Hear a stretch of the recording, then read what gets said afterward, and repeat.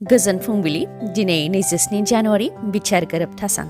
दिनैजों BTR गोरोबथा जानाया 3 बोसोर आबुं जाबाय। बेजों लोगोसे नोंथांमोनखौ एसबी बड' निउज चेनेलाव बयखौबो बरायबाय। नोंथाङा जुदि एसबी बड' निउज चेनेलाव गोदानबा सानफ्रोमबो फुंनि समाव सानसेयारि खौरांखौ मोननो थाखाय एसबी बड' निउज चेनेलखौ साबस्क्राइब खालामनानै ला। लोगोसे खौरांखौ मोजां मोनोबा लाइक कमेन्ट खालामनायजों लोगोसे शेयार खालामनानै हो, जाहाथे गुबुनफ्राबो बे खौरांखौ मोननो हायो। आसा खालामो खौरांखौ नोंथाङा मोजां मोनगोन आरो खौरांखौ जोबजासे खोनासंगोन होननानैबो आसा खालामनाय थाबाय। दानिया नोंथाङा खौरांखौ खोनासंलांदो। मैयानि सान अदेबानि सुबुंखान्थिनि सानाव गासै बर'फोरनि थाखायनो रंजानायखौ होफैदों आसाम सोरखारा। गुबैयै सनितपुर आरो बिश्वनाथ जिल्लानि रायजो राजाफोरनि थाखाय रंजाथाव जादों मैयानि साना। बिश्वनाथ आरो सनितपुर जिल्लानि सिङाव थानाय गुबुन गुबुन ओनसोलफोरनि गं 43 रेभिनिउ गामि आरो गं 19 फरेस्ट गामिफोरखौ बिटिआरआव सोनो थाखाय डक्टर हेमन्त बिश्व शर्मा बिथाङा गुवाहाटियाव खुंनाय सुबुंखान्थि सान फालिनायनिफ्राय फोसावनायनि उनावनो रंजादों बिश्वनाथ जिल्ला एबसुजों लोगोसे गुबुन गुबुन जिल्ला एबसु आरो रायजो राजाफोरा। बम गावनानै आरो मोसानानै रंजादों बिथांमोनहा। बिश्वनाथ जिल्ला दुलाराय बर' फरायसा आफादनिफ्राय फोरमायथिदों दि बिश्वनाथ आरो सनितपुर जिल्लानि बर'फोरा सिगांनि समनिफ्रायनो गोबां सोमावसारबोदोंमोन, नाथाय मोनफ्रोमबो गोरोबथायाव बिटिआरआव हाबनायनिफ्राय थालांनो गोनां जादोंमोन। दा बिटिआर गोरोबथानि 3.1 दफानि गेजेरजों बिश्वनाथ आरो सनितपुर जिल्लानि माखासे ओनसोलफोरनि गासै गं 60 गामिखौ सोनो थाखाय आसामनि गिबि मन्थ्रि डक्टर हेमन्त बिश्व शर्माया फोसावनायखौ लानानै जोबोद गोजोननाय मोन्दों होननानै फोरमायथिदों आरो बेनि थाखाय साबायखर बावदों आसामनि गिबि मन्थ्रि डक्टर हेमन्त बिश्व शर्मानिसिम। लोगोसे बिटिसिनि गाहाय प्रमद बर'जों लोगोसे मिरु एबसुनि गाहाय दिपेन बर' बिथांनिसिमबो साबायखर बावहरदों। बेनि अनगायैबो बिटिआरआव हाबनायनिफ्राय थालांनाय गामिफोरखौ लानानै रायजो राजाफोरनि गेजेराव जाहाथे बेले बेजे साननाय सोमजिया बेनि थाखायबो खावलायहरो आरो बिश्वनाथ आरो सनितपुर जिल्लाफ्राव रेभिनिउ गामि आरो फरेस्ट गामिनि अनगायैबो एफआरसि गोबां गामिफोरबो दङ, बेफोरखौबो बिटिआरआव सोसननो थाखायबो सोरखारखौ खावलायगोन होननानै बुंथियो बिश्वनाथ जिल्ला दुलाराय बर' फरायसा आफादा। सुबुंखान्थि सानावनो रायजोआव गुलि गावनाय जाथाय। शामिम आक्राम मुंनि सुबुंनि गुलि गावनायजों वाहिदुल इस्लाम मुंनि सुबुङा गोब्राबै जोखोम जानो गोनां जादों। सुबुंखान्थि सानावनो नगावनि दिहिङाव थानाय उदानथलायाव गुलि गावनाय जाथाया जादों। वाहिदुल इस्लाम मुंनि सासे सुबुंखौ बिथांनि न' सेरावनो गुलि गावनानै थांदों। फोरमायथिनाय बायदिब्ला शामिम आक्राम आरो राहुल मुंनि सासे सुबुं, गासै 2 सुबुङा मटर साइकेलजों वाहिदुल इस्लामनि न'आव फैनानै वाहिदुल इस्लामखौ नागिरफैदोंमोन आरो बेनि उनावनो गुलि गावनानै थांदों, जायजों वाहिदुल इस्लामा गोब्राबै जोखोम जादों आरो उनाव बिथांखौ फाहामथायनि थाखाय नगावनिनो गंसे सोरखारि नङै देहा फाहामसालियाव थिसनथाय होनो गोनां जादों होननानै फोरमायथिदों। जाथायनि सायाव वाहिदुल इस्लामनि नखरनिफ्रा फोरमायथिनाय बायदिब्ला थांनाय 2 बोसोर सिगां शामिम आक्रामनि नखरनि सासे सुबुङा सासे आइजोखौ जुलि खालामनो नागिरदोंमोन आरो बे जुलि खालामनो नागिरनायखौनो हेंथा होदोंमोन वाहिदुल इस्लामजों लोगोसे गुबुन सासे सुबुङा। हेंथा होनायनि थाखायनो सासेखौ शामिम आक्रामा गावथारखांबाय आरो दा जुलि लानो नागिरनायखौ हेंथा होनायनि दायावनो वाहिदुल इस्लामखौबो गावथारनो नागिरदों होननानै फोरमायथिदों वाहिदुल इस्लामनि नखरनिफोरा। शाहरुख खान आरो दीपिका पादुकणनि पाठान सावथुना रिलिज जानाय लोगो लोगोनो रेकर्ड खालामबाय। हिन्दी सावथुननि गेजेराव बुहुमनि मादावनो पाठान सावथुना गिबि सानाव बयनिख्रुइबो बांसिन रां आरजिनो हानाय सावथुन जाबाय। गिबि सानाव पाठान सावथुना गासै 106 कौटि रां आरजिनो हादों। 106 कौटिनि मादाव भारताव 57 कौटि रां आरजिनो हादों सावथुना, जायनाखि रेकर्ड ब्रेकिं। पाठान सावथुननि सिगां वार सावथुना सेथि सानाव 50 कौटि रां आरजिनो हादोंमोन। KGF 2 सावथुना 52 कौटि रां आरजिनो हादोंमोन। बेफोर रेकर्डखौ सिफायबाय पाठान सावथुना। गिबि सानाव 57 कौटि रां आरजिनो हानानै गोदान रेकर्ड खालामबाय पाठान सावथुना। रिपर्टनि बायदिब्ला भारताव रां आरजिनो हानाय 57 कौटि रांनि मादाव 55 कौटिया हिन्दी रावाव आरो 2 कौटिया डाबिं अदेबानि गुबुन राव होनानै सावथुनखौ दिन्थिफुंनायाव 2 कौटि रां आरजिनो हादों। बर' बिजोंनि फरायसालिखौ दानि सोरखारा नासयनायखौ लानानै दुखु मोननाय फोरमायथिदों 1 नं बुरा भकत बर' गुदि फरायसालिनि गाहाय फोरोंगिरि फुटुल चन्द्र केरकाटारि बिथाङा फोरमायथिदों दि बे फरायसालियाव 32 बोसोरनिफ्रायनो बिथाङा गाहाय फोरोंगिरि हिसाबै खामानिखौ मावबोदों।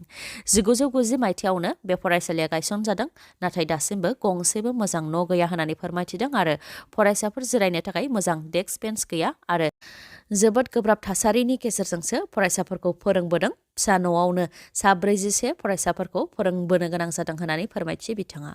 लोगोसे दानि बिजेपि सोरखारा सानजाहा थानाय बर' बिजोंनि फरायसालिफोरखौ नासयदों। गंसेबो बिल्डिं हराखै, खालि असमिया बिजोंनि सोरखारि फरायसालिफोरनि थाखायल' बिल्डिंखौ हरदों होननानै फोरमायथि बिथाङा। बावैसो सिगांबो ओनसोलनि एमएलएनि फरवार्डिं लानानै गुवाहाटियाव हैनाय जादोंमोन, नाथाय केन्सेल खालामदों आरो गुबुन असमिया बिजोंनि फरायसालिफोरनि थाखायसो बिल्डिंखौ हरदों होननानै बुंथियो बिथाङा। आरो साफा सानै थिकादारनि मददजोंसो 32 बोसोर फरायसालिखौ सालायगासिनो दं होननानै बुंथियो बिथाङा। बेनिखायनो थिकादारफोरा मदद होनो हायोबा राजखान्थि दैदेनगिरिफ्रा मानो मदद होनो हाया होननानै सोंथि खालामो बिथाङा।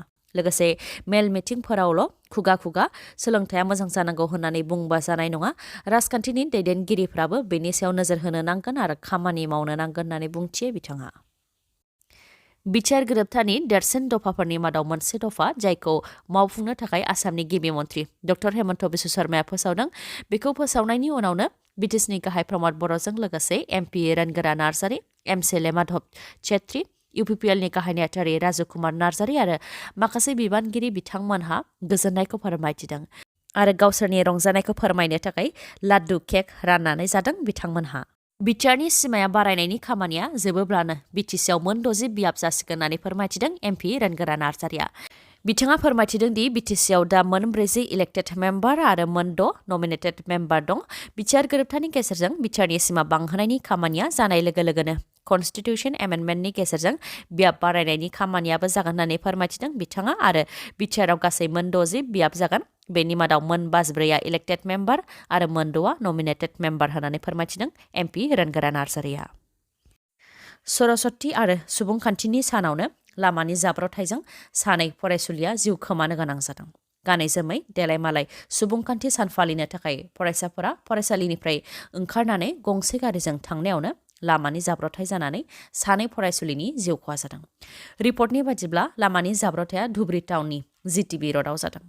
फरायसाफोर गाखोनाय गारिया लामायाव दिदोमै थानाय गंसे ट्राकखौ गोख्रोङै सौख्रांनायजों लोगोसे गंनै मटर साइकेलावबो सौख्रांदों, जायनि जाहोनाव सानै फरायसुलिया जिउ खोमानो गोनां जादों आरो साबाया गाज्रियैनो जोखोम जादों। जोखोम जानाय साबा फरायसाफोरखौ उनाव धुब्री मेडिकेल कलेज एन्ड हस्पिटालाव थिसननाय जादों। जाब्रबथायजों जिउ गोमानाय सानै फरायसुलिनि मुङा फारियै 16 बोसोर बैसोनि निमाली राय आरो 14 बोसोर बैसोनि शिबांगी राय। फोरमायथिनाय बायदिब्ला सुबुंखान्थि सान फालिनायखौ नायनो थाखाय फरायसालिनिफ्राय फरायसाफोरा ओंखारबोदोंमोन आरो गारिजों धुब्रीनिफ्राय गौरीपुर फारसे ओंखारलांदोंमोन। बेयावनो धुब्री टाउननि जिटिबि र'डआव बे दुखुनांथाव लामानि जाब्रबथाया जानो मोन्दों। रायजोआव सिखाव दाखाथिफोरनि उदखारा थाद'नायनि मुं लायाखै। फिन गहेना फालांगिरिनि सायाव गुलि गावनाय जाथाय। सनितपुर जिल्ला धेकियाजुलिनि मिटामाव सासे सना फालांगिरिखौ गुलि गावनाय जाथाय जादों। रिपर्टनि बायदिब्ला निवास कर्मकार मुंनि सासे गहेना फालांगिरिया गला बन्द खालामखांनायनि उनाव न' फारसे फैगासिनो दंमोन। अब्ला समा मोनानि 7:30 रिंगासो जाबायमोन। बे समावनो स्कुटिजों फैनाय साथाम सुबुङा रां दाबि फैदों। रांजों लोगोसे मा दं गासैखौबो हरजोबनो थाखाय दाबि खालामफैदोंमोन, नाथाय निवास कर्मकारा रां हरनो राजि जायाखैमोन, जायनि थाखाय दाखाथिफोरा ब्लेंक फायार गावदोंमोन। नाथाय बिथां निवास कर्मकारा दाखाथिफोरनि आखाइनिफ्राय खारग'नो हादोंमोन। अब्लाबो होसो होसो बिथांनि सायाव गुलि गावदों, जायजों फालांगिरि निवास कर्मकारनि आखायाव गुलिया नांदों। बेराफारसेथिं लामायाव गुलि गावनायनि सोदोब खोनानायाव सुबुंफोर ओंखारबोनायनि थाखाय दाखाथिफोरा जाथायथिलिनिफ्राय खारलांनो गोनां जादों। देहा फाहामसालिनि डक्टरा फोरमायथिनाय बायदिब्ला दाखाथिफोरनि गुलि गावनायजों निवास कर्मकारनि आखाइनि मोननै हाराया बायदों। बेनि अनगायैबो निवास कर्मकारनाव गलानिफ्राय न' फारसे फैनाय समाव 3,000ल' रां दंमोन आरो बे रांखौबो दाखाथिफोरनो हराखै होननानै फोरमायथिदों बिथाङा। सुबुंखान्थि सानाव बर'फोरनि थाखाय गोजोनथाव खौरां। बिटिआर गोरोबथायाव थानाय बायदियै 3.1 दफानि गेजेरजों बर'नि सुबुं अनजिमा गोबां थानाय माखासे गामिफोरा बिटिआरआव हाबबाय। गुवाहाटियाव सुबुंखान्थि सान फालिनायाव बाहागो लानानै बे गोजोनथाव खौरांखौ फोसावदों आसामनि गिबि मन्थ्रि डक्टर हेमन्त बिश्व शर्माया। बिथाङा फोरमायथिदों दि सनितपुर आरो बिश्वनाथ जिल्लानि माखासे गामिफोरा बिटिआरआव हाबगोन। बड'लेण्डआव गोजोन लाबोनो थाखाय बिटिआर गोरोबथाखौ खालामनाय जादोंमोन आरो बिटिआरनि सिमाखौ गहपुरसिम बांहोनायनि खोथा होनाय जादोंमोन। बे लेखायैनो जायफोर गामिफोराव 100% बर' थायो बेफोर गामिफोरखौ बिटिआरआव सोनाय जागोन होननानै खोथा होयो बिथाङा। डक्टर हेमन्त बिश्व शर्मा बिथाङा फोसावनाय बायदिब्ला धेकियाजुलि, सटिया, बिश्वनाथ, बिहाली आरो गहपुर ओनसोलफोरनि 80 जौखोन्दोनिबो गोबां बर' थानाय गामिफोर गासै गं 43 रेभिनिउ गामि आरो गं 17 फरेस्ट गामिफोरखौ बिटिआरआव सोनाय जागोन होननानै डक्टर हेमन्त बिश्व शर्माया फोसावदों। बेनि अनगायैबो बिटिआर गोरोबथानि दफा बायदियैनो बड'लेण्ड सोमावसारनायनि थाखाय मुंख्लं जानाय सा 2000 मुंख्लं नखरफोरनोबो दिनैनिफ्रायनो 5 लाख रां होनायनि खामानिया जागायजेनसिगोन। मुंख्लं जानायफोरनि लिस्टआ बांबावगोन होननानैबो फोरमायथिदों डक्टर हेमन्त बिश्व शर्माया। बेनि अनगायैबो 31 मार्च बड'फा उपेन्द्रनाथ ब्रह्मनि जोनोम सानखौ फरायसा सान हिसाबै फालिनाय जासिगोन होननानैबो फोसावबाय। आसामनि गिबि मन्थ्रि डक्टर हेमन्त बिश्व शर्माया बेफोरनि अनगायैबो सुबुंखान्थि सानजों लोब्बा लाखिनानै आसामनि गुबुन गुबुन जेलाव थानाय सा 2347 नि केसखौ रेहाय होनो थाखायबो फोसावबाय। जायफोर सुबुंफोरनिया जिनाहारि खालामनाय आरो बेफोरबायदिनो माखासे केसफोरजों सोमोन्दो गैया बिथांमोननि केसखौ रेहाय होनाय जासिगोन होननानै फोसावदों बिथाङा। सुबुंखान्थि सानजों लोब्बा लाखिनानै बिटिआरनि गाहाय दफा 3.1 दफाजों लोगोसे मुंख्लं नखरनो अनसुंथाइ होनाय आरो 31 मार्च बड'फा उपेन्द्रनाथ ब्रह्मनि जोनोम सानखौ फरायसा सान हिसाबै फालिनाय जासिगोन होननानै आसामनि डक्टर हेमन्त बिश्व शर्माया फोसावनायखौ लानानै गोजोननाय फोरमायथिदों दुलाराय बर' फरायसा आफादनि गाहाय दिपेन बर' बिथाङा। दिपेन बर' बिथाङा फोरमायथिदों दि गिबि खोलोबाव 3.1 दफानि गेजेरजों 60 गामिफोरा बिटिआरआव हाबगोन आरो नैथि खोलोबा मोनसे गेदेर पेकेज जागोन। बेनिखायनो सनितपुर आरो बिश्वनाथ जिल्लायाव थानाय रेभिनिउ गामि, फरेस्ट गामि आरो एफआरसि गामिफोर आरो बेजों लोगोसे बिटिआरनि खोलाहा थानाय सुब्बा गामिफोर जायखौ सोरखारनो होनानै दोनदों गासै 500नि गोबां गामिफोर बेफोर गामिफोरखौ फेब्रुवारि आरो मार्च दाननि गेजेरावनो बिटिआरआव सोनाय जागोन होननानै खोथा होदों।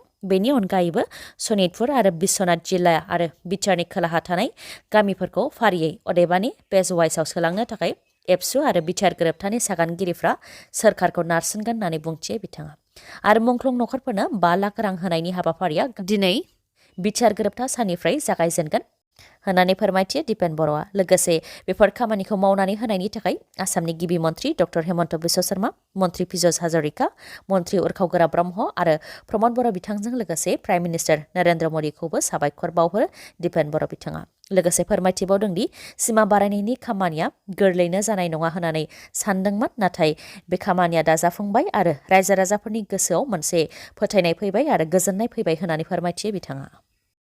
दिनैनि भिडिअ'आ एसेनोसै। गाबोन आरो गोदान भिडिअ'जों लोगो मोनफिनबावगोन। नोंथाङा दासिमबो आंनि चेनेलखौ साबस्क्राइब खालामाखैबा अन्नानै साबस्क्राइब खालामदो, लोगोसे लाइक, कमेन्ट आरो शेयार खालामनो दाबाव। गोजोन्थों।